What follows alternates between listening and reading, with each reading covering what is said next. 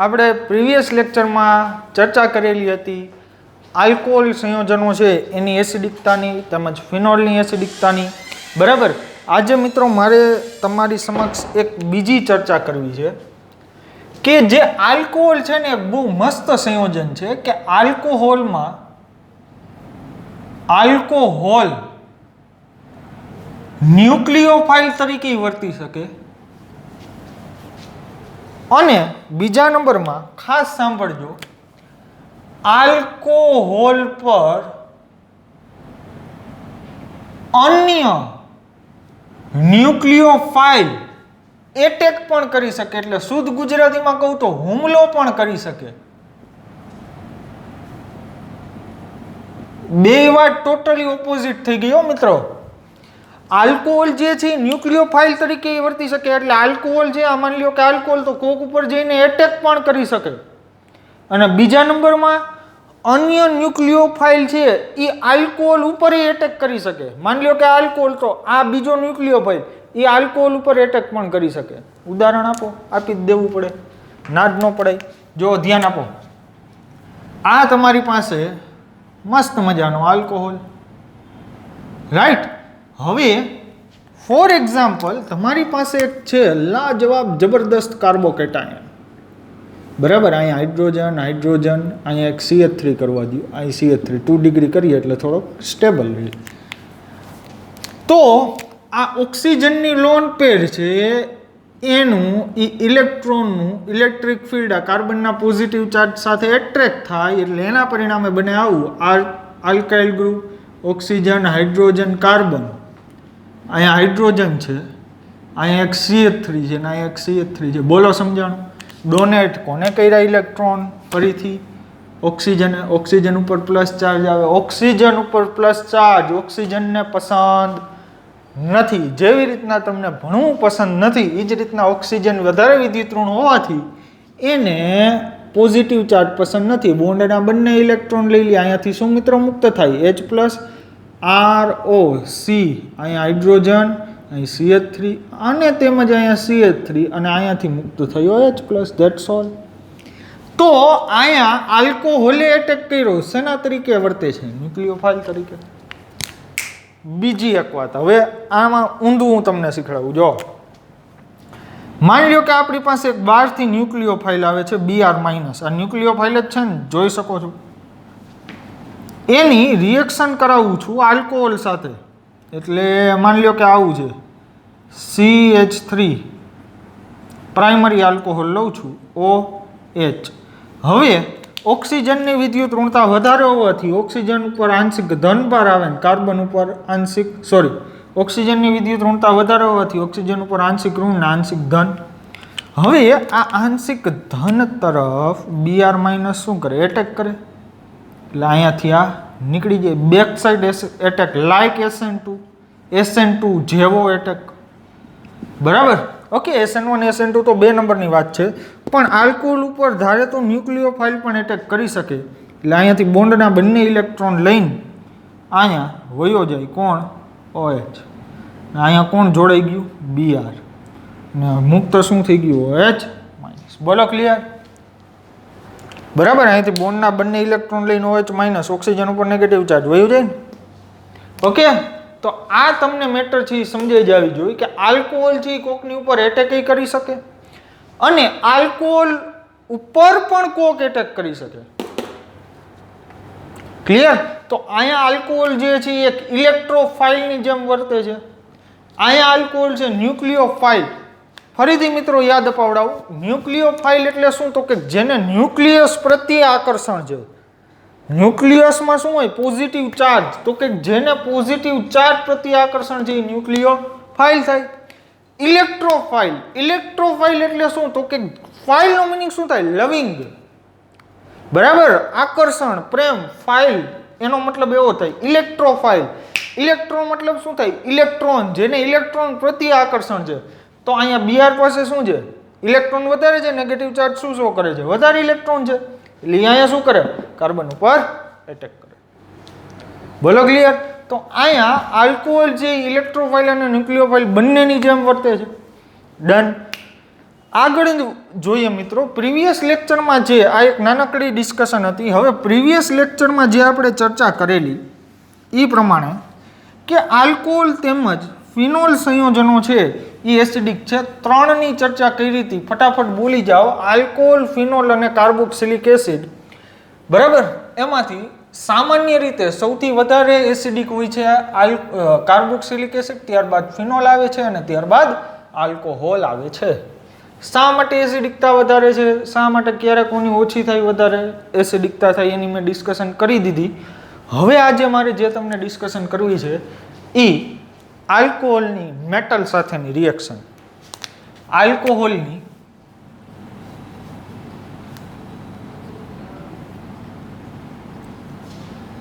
ધાતુ સાથેની પ્રક્રિયા.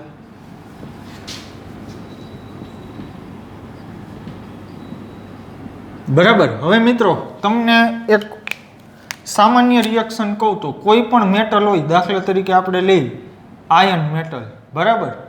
આની સાથે કોઈ પણ એસિડ પ્રક્રિયા કરે એટલે શું આપે એ તમે જાણો છો કે આયન જે છે એનો ક્ષાર આપે એસિડને અકોર્ડિંગ અને ડાયહાઇડ્રોજન ગેસ આપે. કોઈ આ તમે ધોરણ 8, 9, 10માં પણ ભણી ગયા.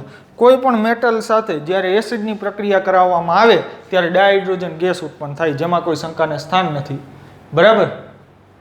એટલે અહીંયા FeCl2 કરી દઉં, FeCl2 3 બંને બની શકે, અહીંયા 2 કરી દઉં, થઈ ગઈ રિએક્શન બેલેન્સ.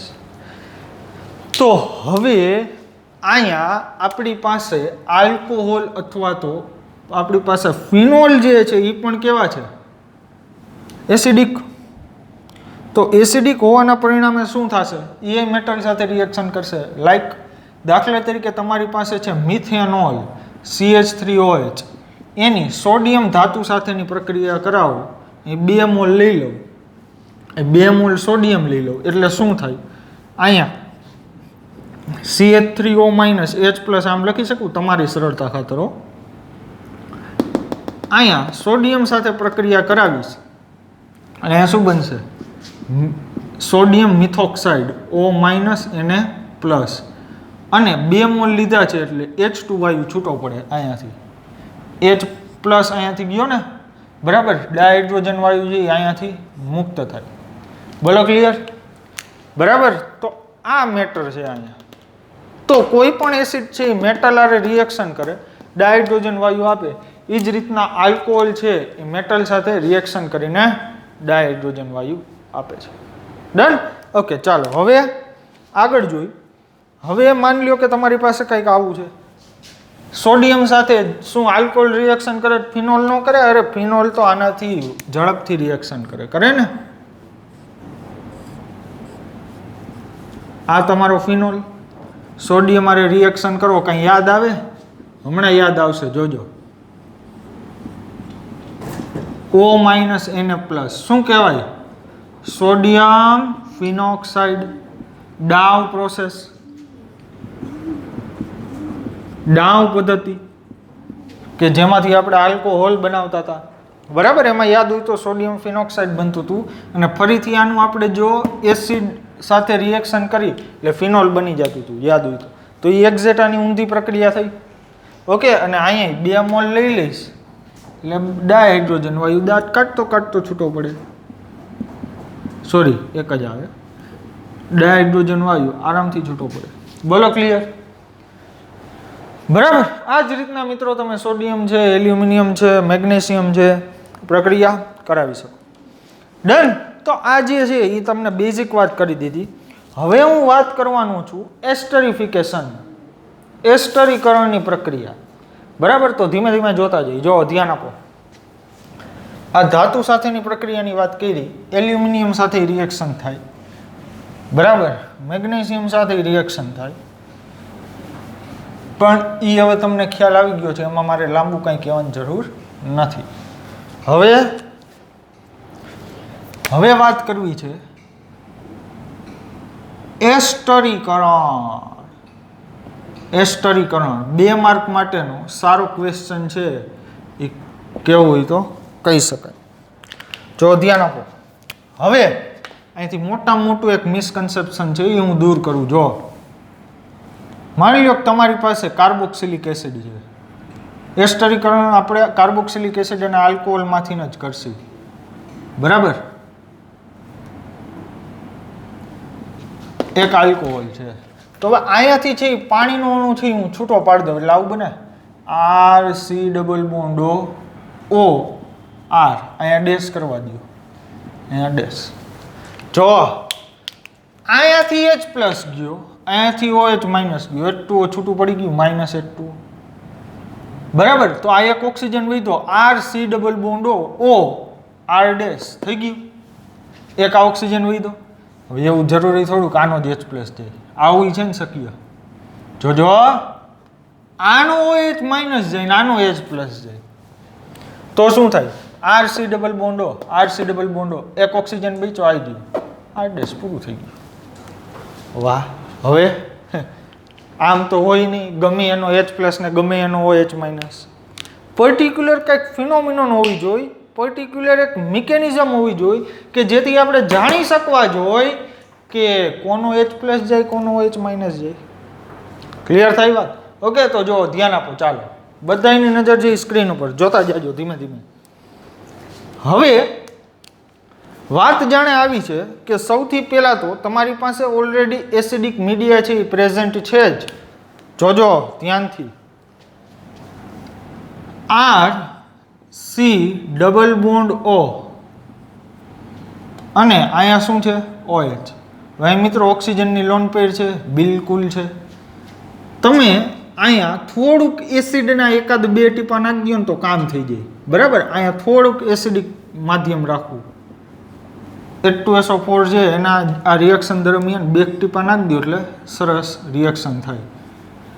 H પ્લસ છે હવે અહીંયા ઓક્સિજનના અહીં લોન પેર છે એની સાથે આકર્ષાય, મિકેનિઝમ જોતા જાજો. O અહીંયા આવશે H, ઓક્સિજન ઉપર પોઝિટિવ ચાર્જ, શક્ય જ નથી. કેટલી વખત બોલાઈ ગયો. હવે શું થાય? આ પહેલું સ્ટેપ થઈ ગયું, પોઝિટિવ ચાર્જ શક્ય નથી. હવે રિવર્ટ બેક થાય, અહીંયાથી આ પોઝિટિવ નથી શક્ય એટલે પાઈ બોન્ડના 2 ઇલેક્ટ્રોન આ ઓક્સિજન લઈ લે એટલે હવે શું થાય? RC, અહીંયા આવે OH, અહીંયા આવે પોઝિટિવ ચાર્જ અને અહીંયા આવે OH. હવે આવે આલ્કોહોલ. આલ્કોહોલ કંઈક આવું હોય, બરાબર ને મિત્રો? હવે શું થાય? ન્યુક્લિયોફાઇલ તરીકે આ એટેક કરે આની ઉપર. ઓકે, ન્યુક્લિયોફાઇલ તરીકે એટેક કરે એટલે આમાં થવું બને R, કાર્બન. અહીંયા શું છે? OH, અહીંયા તમારી પાસે OH, અહીંયા ઓક્સિજન, અહીંયા R ડેશ, અહીંયા હાઇડ્રોજન, અહીંયા ઓક્સિજન ઇલેક્ટ્રોન દાન કર્યા, ન્યુક્લિયોફાઇલ તરીકે વર્તે છે. ઓક્સિજન ઉપર શું આવે? Positive charge. સહન શક્તિ જ નથી. શું થાય? બોન્ડના હાઇડ્રોજન અહીંયાથી H પ્લસ મુક્ત કરી દે, બોન્ડના બંને ઇલેક્ટ્રોન લઈ લઈએ, R C OH OH O R dash થાય એવું. હવે જોજો, હવે ધ્યાન આપવાનું છે. હવે મિત્રો એક વસ્તુ યાદ રાખો કે કાર્બન ઉપર ક્યારેય છે ને 2 OH છે ને સ્થાયી ન હોય. એક કાર્બન ઉપર 2 OH સ્થાયી ન હોય. હવે ઘણા બધા શું કરે છે એ હું તમને સમજાવું, પણ એવું હકીકતે કાંઈ વિચારવાની છે ને જરૂર જ નથી. જોજો, એક કાર્બન ઉપર 2 OH છે એ સ્ટેબલ હોય નહીં. એટલે ઘણા બધા સ્ટુડન્ટને જોયેલા છે કે એ છે ને એક જ વિચારે કે એક કાર્બન ઉપર 2 OH સ્ટેબલ ન હોય. ઓકે, તો શું કરવું હવે? એમ આવું વિચારે. જોજો, H2O છે ને અહીંયા દૂર કરી દઈએ, H2O દૂર થઈ ગયું અને અહીંયા કરી દઈએ ડબલ બોન્ડ, અહીંયા એટલે આમ બની ગઈ RC≡O H. પણ નહીં, સ્થાયી ન હોય. તમે આવું કરો છો એના સાથે હું એગ્રી છું, બને આવું જેના સાથે હું એગ્રી છું, બરાબર. અહીં કાર્બનની અહીં H2O દૂર થયો, હવે કાર્બનની જો H2O વયો ગયો અહીંથી, કાર્બનની વેલેન્સી પૂરી નથી થતી, અહીં 3 જ છે તો અહીં ડબલ બોન્ડ કરી દઈએ એટલે 4 થઈ ગઈ, 4 સંયોજકતા પૂરી થઈ ગઈ. પણ હવે એક વાત વિચારો, એવું કેટલા અંશે વ્યાજબી છે? નથી, બરાબર. તો હવે આમાંથી શું થાય? જોજો મિત્રો, અહીંયાથી બોન્ડના બંને ઇલેક્ટ્રોન છે ને એ કોણ લઈ લે? ઓક્સિજન. ઓક્સિજન ઉપર કેવો ચાર્જ આવ્યો ભાઈ? નેગેટિવ આવ્યો. ઓકે, યસ સર, બિલકુલ નેગેટિવ આવ્યો. અહીંયાથી આર સી ઓ માઇનસ અહીંયા ઓ આર ડેશ, અહીંયા શું છે તમારી પાસે OH, મુક્ત શું થઈ ગયું H પ્લસ. બરાબર, ઓકે ડન. ચાલો હવે ધ્યાન આપજો, અહીંયા ઓક્સિજનની આ લોન પેર દેખાય? યસ સર, મસ્ત મજાની દેખાય છે. તો ચાલો, કેમ અહીંયા ડબલ બોન્ડ બને ને? આ તો જેને ટૂંકામાં આવી આટલી બધી મિકેનિઝમ જેને ટફ લાગતી હોય ને એના માટેની વાત છે. નેક્સ્ટ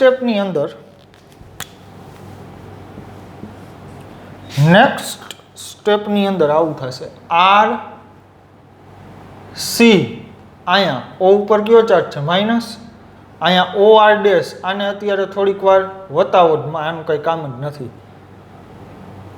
અહીંયા ઓક્સિજન, અહીંયા હાઇડ્રોજન. હવે આ H પ્લસ છે ને આની સાથે આકર્ષાય, બરાબર? એટલે અહીંયાથી આ H પ્લસ આકર્ષાણો ઓક્સિજન ઉપર આવે પોઝિટિવ ચાર્જ, સ્ટેબલ નથી, બરાબર? પણ અહીંયા H2O મસ્ત એવું લિવિંગ ગ્રુપ થઈ ગયું ને. તો હવે ઓક્સિજનનો નેગેટિવ ચાર્જ છે અહીંયા, એક નેગેટિવ ચાર્જ એટલે 2 ઇલેક્ટ્રોન, 2 ઇલેક્ટ્રોનથી એક બોન્ડ બની શકે.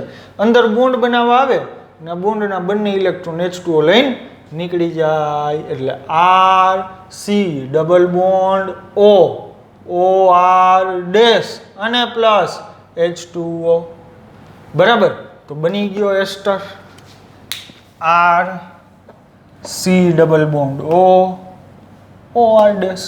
થોડુંક વ્યવસ્થિત રીતના લખું, માન સન્માન આપીએ આને, એસ્ટરને R C double bond O R dash. થઈ ગયો? આ મિકેનિઝમ છે. તો હવે હવે કોનો OH ગયો? OH છે ને આનો ગયો, આનો કાર્બોક્સિલિક એસિડનો. કઈ ખબર પડી? ન પડી? જોજો. હવે એક કામ કરું, જો ઓક્સિજન હોય ને મિત્રો, ઓક્સિજન એનો સમસ્થાનિક હોય, સામાન્ય રીતે ઓક્સિજન O16 હોય. હું એક ઓક્સિજન લઈ લઉં છું O18, ઓક્સિજનનો સમસ્થાનિક, તમને સમજાવવા માટે, અન્ય કોઈ હેતુ નથી.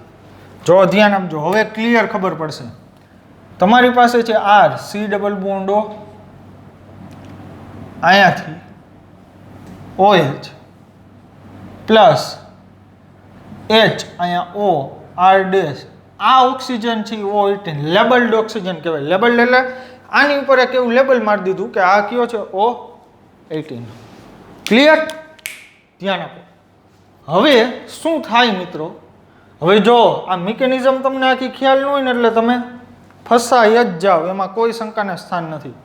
તમે ફસાઈ જશો જો આ મિકેનિઝમ ખ્યાલ નહીં હોય તો, બરાબર? હવે સૌથી પહેલાં તો તમારે એસિડિક મીડિયા રાખવાનું છે. આરસી ડબલ બોન્ડ ઓ, અહીંયા OH, એસિડિક મીડિયા રાખ્યું. સૌથી પહેલાં H પ્લસ છે, ઓક્સિજનની લોન પેર સાથે આકર્ષાય.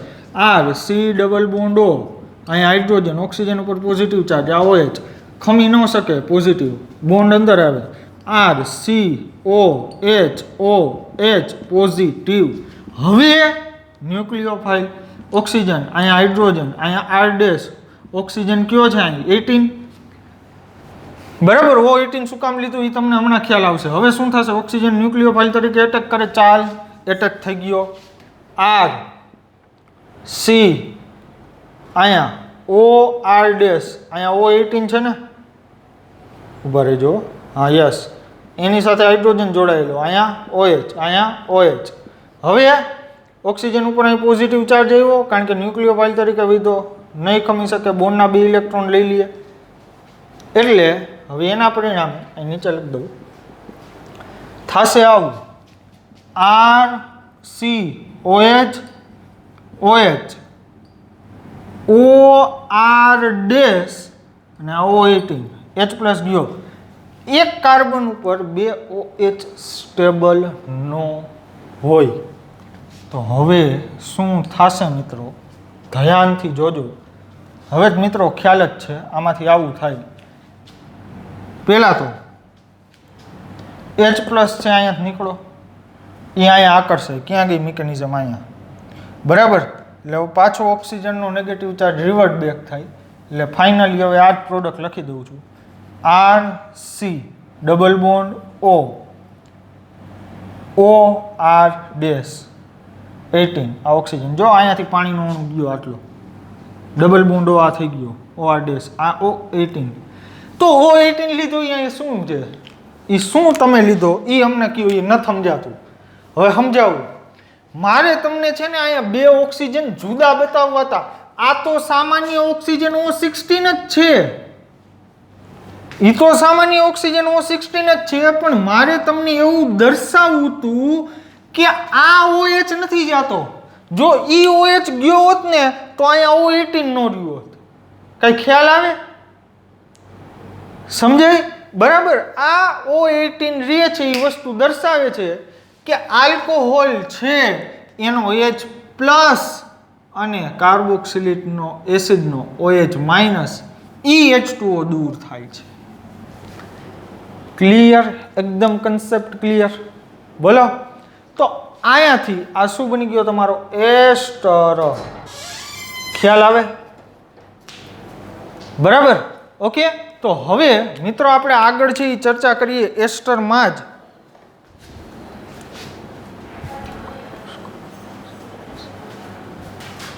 તો મિત્રો હવે આલ્કોહોલમાંથી આપણે આલ્કોહોલ અને કાર્બોક્સિલિક એસિડમાંથી એસ્ટર જોયું. હવે થોડાક છે એક્ઝામ્પલ લઈને આપણે આ એસ્ટરીકરણની રિએક્શન સાથે લેક્ચર છે એ સમાપ્ત કરીશું. Right?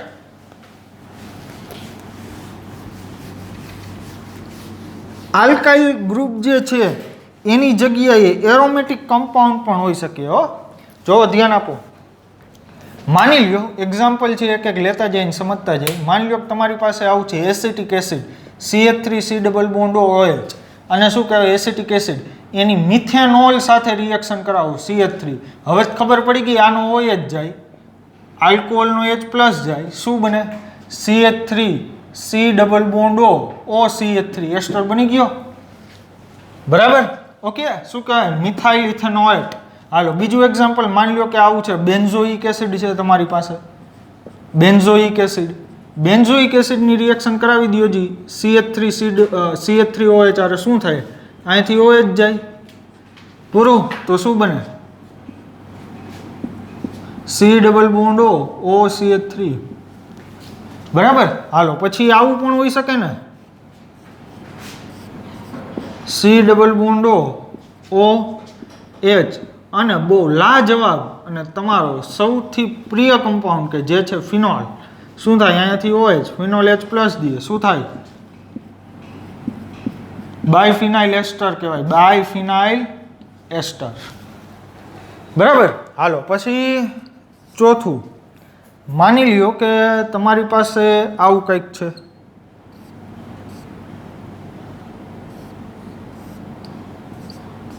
C double bond OH plus અહીંયાથી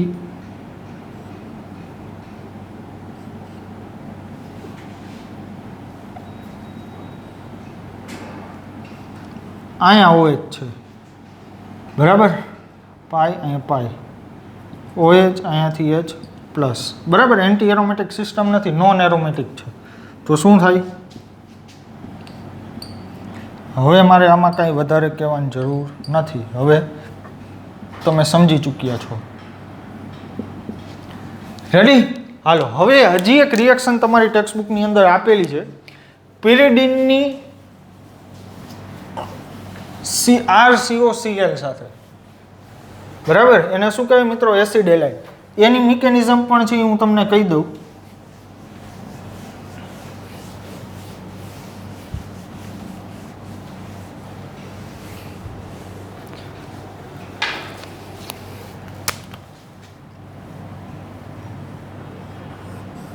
જો તમારી પાસે છે carboxylic acid RC double bond OH reaction કરાવી છે RC ડબલ બોન્ડ Cl. બરાબર. આને મિત્રો કહેવાય એસિડ એલાઇડ. બરાબર. એક સોરી અહીંયા કાર્બોક્સિલિક એસિડ નથી લેવો, અહીંયા આલ્કોહોલ લઈ લે. રાઈટ? શું થાય આખી રિએક્શનમાં જોવો જ.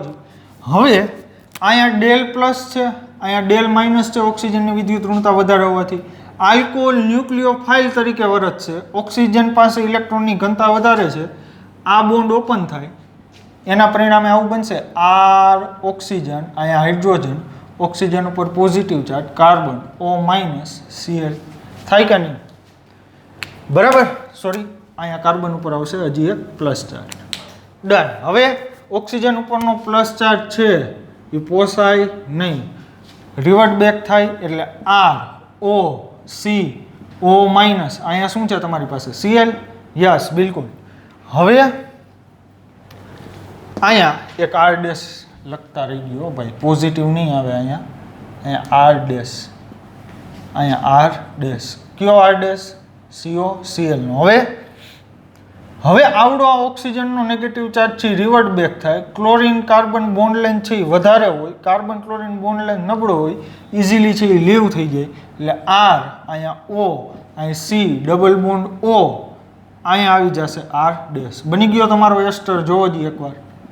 બરાબર, માની લો કે તમારી પાસે આવું છે, ફિનોલ છે, ફિનોલ ઓક્સિજન હાઇડ્રોજન, રિએક્શન કરાવો, CH3 C double bond O Cl થાય આવું. રિયલમાં જે મિકેનિઝમ બને છે એ હું તમને કહું છું. અને અહીંયા હા મિત્રો, બીજી એક વાત કે અહીંયા પિરિડીનની પ્રેઝન્ટમાં રિએક્શન થાય. પિરિડીનનું સ્ટ્રક્ચર છે એ આવું હોય, આને કહેવાય પિરિડીન, રાઈટ. હવે પિરિડીન છે એ અહીંયા એક ચાર્જનો સ્ત્રોત છે, એના વિશે અત્યારે હું કંઈ ખાસ તમને નથી કહેતો. ઓક્સિજન, અહીંયા હાઇડ્રોજન, અહીંયા પોઝિટિવ, અહીંયા કાર્બન, ઓક્સિજન ઉપર નેગેટિવ, ક્લોરીન, અહીંયા આવશે CH3. બરાબર, આની ઉપર એટેક કર્યો, બોન્ડ ઓપન થયો. હવે આ નેગેટિવ અંદર આવે, નહીં સોરી, હજી એક આને બાકી છે ને H+ કાઢવાનું, પછી નેગેટિવ અંદર આવશે. બરાબર, હાલો અહીંયાથી અહીંયા O, અહીંયા CO માઇનસ Cl, અહીંયા CH3. હવે શું થાય? નેગેટિવ ચાર્જ રિવર્ટ બેક થાય, રિવર્ટ બેક થાય એટલે ક્લોરીન અહીંયાથી લીવ થઈ જાય. હવે આવું O C double bond O CH3, આ જ તમારો એસ્ટર. ક્લિયર? તો આજે જે રિએક્શન જોઈ એ એસ્ટરિફિકેશન રિએક્શન જોઈ. આલ્કાઇલ ગ્રુપની જગ્યાએ ફિનાઇલ રિંગ હોઈ શકે, આલ્કાઇલ સમૂહ પણ હોઈ શકે. બરાબર, બે રીતના જોઈ. એક તો સૌથી પહેલાં તો એક એસિડ અને આલ્કોહોલ, બીજા નંબરમાં જોઈએ આપણે આલ્કોહોલ અને એસાઇલ ક્લોરાઇડ, એસાઇલ હેલાઇડ. બરાબર, તો મિત્રો મળીએ આપણે નેક્સ્ટ સેશનમાં. બધી વસ્તુ વ્યવસ્થિત રીતના રિવાઇઝ કરજો. બરાબર, ત્યાં સુધી thank you, take care, good bye, have a nice day.